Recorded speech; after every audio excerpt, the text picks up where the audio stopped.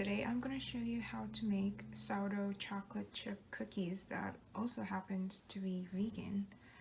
Just like everybody, at the beginning of the quarantine back in March, I hopped on the sourdough bread trend, and I have this thing here, which is a sourdough discard. So every time you feed your starter, you have to take a little bit of it out and discard it, but you don't have to throw it away in the bin. You can save it in a jar in the fridge, and you can make cookies, so it will be less wasteful. And now I'm going to show you the ingredients that you're going to need to make the cookies. So here are the ingredients you're going to need.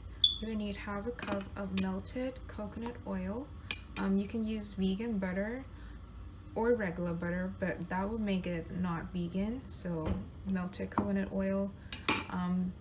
I don't think like a canola or sunflower oil would work because coconut oil is high in saturated fat, so it is the closest thing to regular butter you could find. And then you cannot substitute this. This is a sourdough discard. If you don't have a sourdough discard, then probably you cannot make these cookies. And this is half a cup or 125 grams of discard. You're gonna need half a cup of brown sugar or coconut sugar. I'm using coconut sugar here. Optionally, if you're using coconut sugar, you can add in half a teaspoon of molasses to make the cookies have like a depth in flavor and that molassesy taste, and also it will be a little bit chewier. You're gonna need 1 1/4 cup of bread flour or all-purpose flour. This recipe is very flexible. Bread flour would make the cookies a bit chewier since it is higher in protein. But if you don't have bread flour, you can use all-purpose flour. And very important, the chocolate chips. I'm using just like a bar of chocolate I chopped up into chunks. You can use chocolate chunks or chocolate chips. Make sure it's dairy-free so you can make the cookies vegan. And this is very important. You need half a teaspoon each of salt and baking soda. Salt is gonna balance out the sweetness of the cookies, and the baking soda is what makes the cookies spread. You can use baking powder in a pinch, but it will make the cookies a bit cakier than baking soda. Okay, now that I have take you through the ingredients, we're gonna start making the cookie dough. So first thing first is prepare your dry ingredients, which is the flour here and the baking powder and baking soda. Just mix it up nicely. It's gonna spill a little bit. I probably should have used a bigger bowl, but we're working with what we have here. It doesn't have to be perfect because we're gonna mix it again later on, but it's just to make sure that you wouldn't have like big clumps of baking soda or big clumps of salt and flour in your cookies. And now we're gonna make a wet mixture. So grab another bowl, a big bowl, because this is the bowl that you're gonna have your cookie dough in. Add in the sugar, the coconut oil or butter or vegan butter.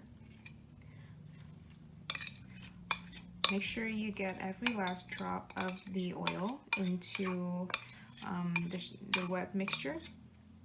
And then, most importantly, your sourdough starter.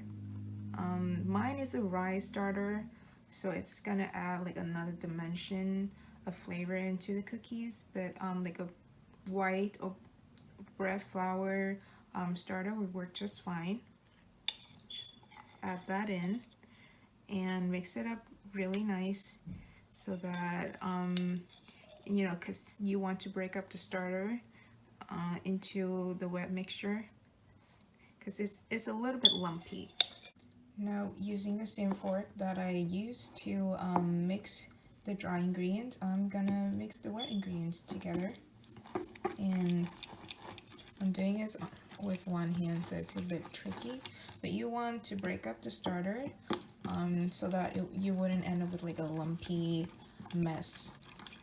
And I would advise you to melt your coconut oil or butter first thing when you were preparing the ingredients, because you know you want it to cool down a little bit.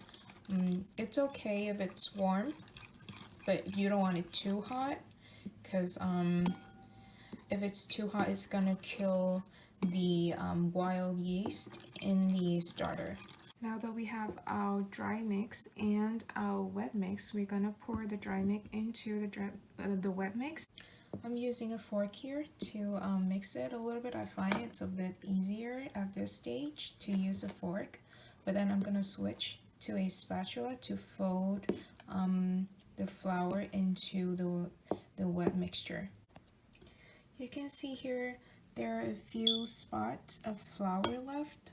So this is a good time to add in your chocolate chips or chocolate chunks, because if the dough is already made and then you fold in the chocolate, it will be overmixed.